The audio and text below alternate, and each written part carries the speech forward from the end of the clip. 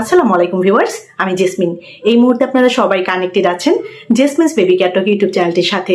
আজকের ভিডিওটি ভীষণ ইন্টারেস্টিং, শেষ পর্যন্ত ভিডিওটি দেখবেন। চলুন কথা না বাড়িয়ে মূল ভিডিওটিতে যাওয়া যাক। আপনি কি জানেন, সন্তান জন্মের পর শুধু মায়ের নয়, বাবার মস্তিষ্কও বদলে যায়। এমনকি এমআরআই স্ক্যান দেখিয়েছে একজন বাবার মস্তিষ্কে নতুন সংযোগ তৈরি হয়, যা তাকে আরো যত্নশীল, দায়িত্বশীল এবং সন্তানের প্রতি সংবেদনশীল করে তোলে। কিন্তু কিভাবে আর কেন কিছু বাবা এই পরিবর্তন বেশি অনুভব করেন, আবার কেউ কম? আজকের ভিডিওটিতে আপনারা জানবেন গবেষণায় প্রমাণিত সেই অবাক করা সত্যটা। আজকের ভিডিওটি প্রতিটি বাবা, হবু বাবা এবং মায়ের জন্য অত্যন্ত গুরুত্বপূর্ণ। ভিডিওটি শেষ পর্যন্ত দেখুন, কারণ শেষের তথ্যটি জানলে সন্তান লালন পালনের প্রতি আপনার দৃষ্টিভঙ্গি বদলে যেতে পারে। গবেষণা ভিত্তিক অনেক ইনফরমেশন থাকছে আজকের ভিডিওটিতে। প্রথমেই যে বিষয়টি কথা বলবো, বাবার মস্তিষ্ক সত্যিই বদলে যায়। অনেক দিন ধরে বিজ্ঞানীরা ভাবতেন শুধু মায়ের মস্তিষ্কেই সন্তান জন্মের পর পরিবর্তন আসে, কিন্তু সাম্প্রতিক নিউরোসায়েন্স গবেষণা দেখিয়েছে অন্যরকম কিছু।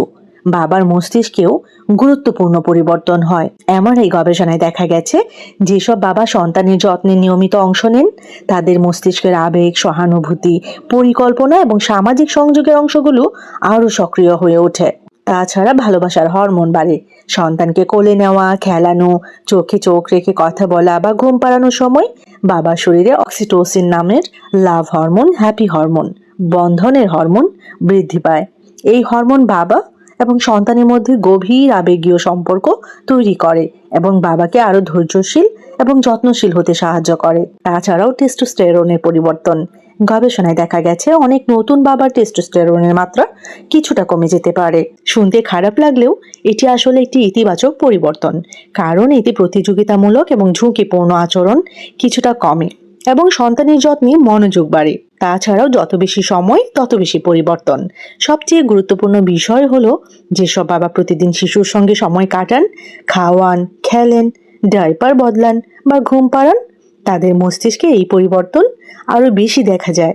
অর্থাৎ বাবা হওয়া শুধু জৈবিক বিষয় নয়, সক্রিয়ভাবে সন্তানের যত্ন নেওয়াও মস্তিষ্ককে বদলে দেয়। 5 নম্বরে যে বিষয়টির কথা বলবো, সন্তানের ভবিষ্যতের উপর প্রভাব। বাবার এই ইতিবাচক পরিবর্তনের প্রভাব শুধু বাবার মধ্যেই সীমাবদ্ধ থাকে না। গবেষণায় দেখা গেছে যেসব শিশুর জীবনে বাবা সক্রিয়ভাবে যুক্ত থাকেন, তারা সাধারণত আত্মবিশ্বাসী হয়, ভাষা এবং শেখার দক্ষতা ভালো হয়, আবেগ নিয়ন্ত্রণে দক্ষ হয় এবং ভবিষ্যতে মানসিকভাবে আরও সুস্থ থাকে। একজন বাবা শুধু পরিবারের উপার্জনকারী নন, বাবার ভালোবাসা, সময়, স্পর্শ এবং উপস্থিতি সন্তানের মস্তিষ্কের বিকাশেও গুরুত্বপূর্ণ ভূমিকা রাখে। তাই প্রতিদিন মাত্র 20 থেকে 30 মিনিট মনোযোগ দিয়ে সন্তানের সঙ্গে সময় কাটান। এই ছোট্ট সময়ই আপনার সন্তানের জীবনে সবচেয়ে বড় বিনিয়োগ হতে পারে। এই সেগমেন্টে আরো একটি গুরুত্বপূর্ণ বিষয় আপনাদের সাথে শেয়ার করব। বাচ্চার আত্মবিশ্বাস বাড়াতে বাবার সবচেয়ে শক্তিশালী ভূমিকা। একটি মাত্র বাক্য একজন বাবার মুখ থেকে বের হয়ে সন্তানের আত্মবিশ্বাস সারা জীবনের জন্য গড়ে তুলতে পারে। আবার একটি ভুল বাক্য সেটিও ভেঙে দিতে পারে। গবেষণায় দেখা গেছে যেসব বাবা সন্তানের জীবনে সক্রিয়ভাবে জড়িত থাকেন, তাদের সন্তানদের আত্মবিশ্বাস, পড়াশোনা এবং মানসিক স্বাস্থ্য তিনটি তুলনামূলকভাবে ভালো হয়। তাহলে একজন বাবা ঠিক কি করলে সন্তানের আত্মবিশ্বাস বাড়বে, চলুন জেনে নেওয়া যাক। এই সেগমেন্টটি কিন্তু প্রতিটি বাবা মায়ের জন্য, বিশেষ করে বাবাদের জন্য খুব গুরুত্বপূর্ণ, কারণ সন্তানের আত্মবিশ্বাস গড়ে তুলতে বাবার ভূমিকা অনেক সময় আমরা যতটা ভাবি তার চেয়েও বেশি গুরুত্বপূর্ণ। প্রথমে যে বিষয়টির কথা বলবো, প্রতিদিন অন্তত 20 মিনিট 20 মিনিটস বাচ্চার সাথে সময় কাটান, সময় দিন। শুধু একই ঘরে থাকাই যথেষ্ট নয়। মোবাইল দূরে রেখে সন্তানের সঙ্গে খেলুন, গল্প করুন, তার কথা মন দিয়ে শুনুন। গবেষণা বলছে বাবার ইতিবাচক সম্পৃক্ততা শিশুর আত্মবিশ্বাস এবং সামাজিক দক্ষতা বাড়ায়। 2 নম্বরে যে রোলটির কথা বলবো, ভুল করলে অপমান নয়, শেখার সুযোগ দিন। তুমি কিছুই পারো না, এই ধরনের কথা আত্মবিশ্বাস নষ্ট করে। বরং বাচ্চাকে বলুন, ভুল হয়েছে, সমস্যা নেই, আবার চেষ্টা করি চলো।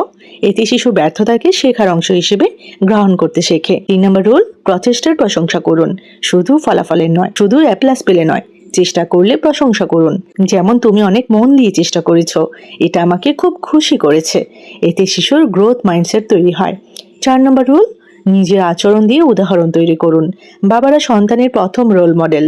আপনি যদি সম্মান দিয়ে কথা বলেন, নিজের ভুল স্বীকার করেন এবং ধৈর্য ধরে সমস্যা সমাধান করেন, সন্তানও সেটাই শিখবে। 5 নম্বর ভূমিকা, ছোট ছোট সিদ্ধান্ত নিতে দিন বাচ্চাকে। কোন জামা পরবে, কোন বই আগে পড়বে, এসব ছোট সিদ্ধান্ত শিশুকে নিতে দিন। এতে তার নিজের উপর বিশ্বাস বাড়ে। 6 নম্বর ভূমিকা, তুলনা করবেন না।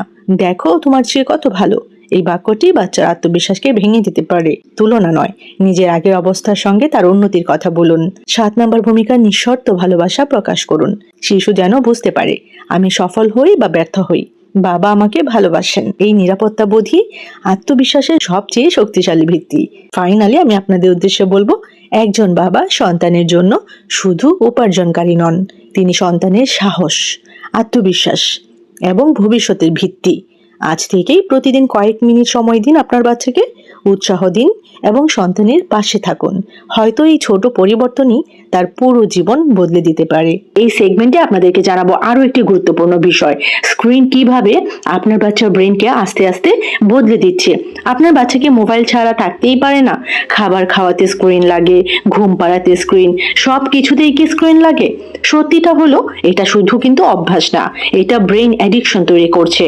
একটু আগেই কিন্তু আমি আপনাদের সাথে শেয়ার করেছি স্ক্রিন ব্রেইনের ডেভেলপমেন্ট কমিয়ে দেয়।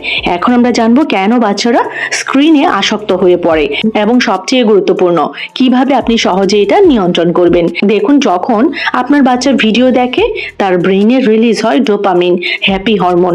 সমস্যা হলো ভিডিও দ্রুত চেঞ্জ হয়, ব্রাইট কালার থাকে, সাউন্ড থাকে, এবং এই যে ব্রাইট কালার এবং সাউন্ড, এটার কারণে কিন্তু ওভার স্টিমুলেশন হয় এবং ব্রেন ভাবে এটাই ফান। ফলাফল কি হয়? রিয়েল লাইফ বোরিং লাগে।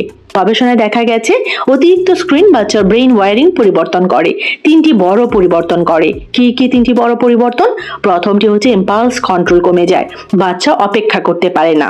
2 নম্বর পরিবর্তনটি হচ্ছে ফোকাস নষ্ট করে বাচ্চার, এবং যার কারণে কিন্তু পড়াশোনায় মন বসে না বাচ্চার। লাস্ট বাট নট লিস্ট, 3 নম্বর যে বড় পরিবর্তনটি হয় সেটা হচ্ছে ইমোশনাল কন্ট্রোল দুর্বল হয়। বেশি রাগ, কান্না, জেদ, এগুলো কিন্তু অনেক গুণ বেড়ে যায়। একটা রিয়েল লাইফ এক্সাম্পল শেয়ার করি আপনাদের সাথে।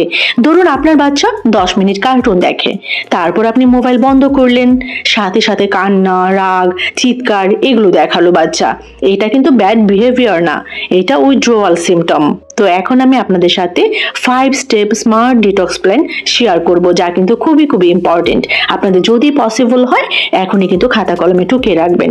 তো এখন প্রশ্ন, কি করবেন? স্টেপ বাই স্টেপ সলিউশন আমি বলছি। যেমন প্রথমে কি করবেন? সাডেন ফোনটা বন্ধ না, স্লো রিডিউস করুন।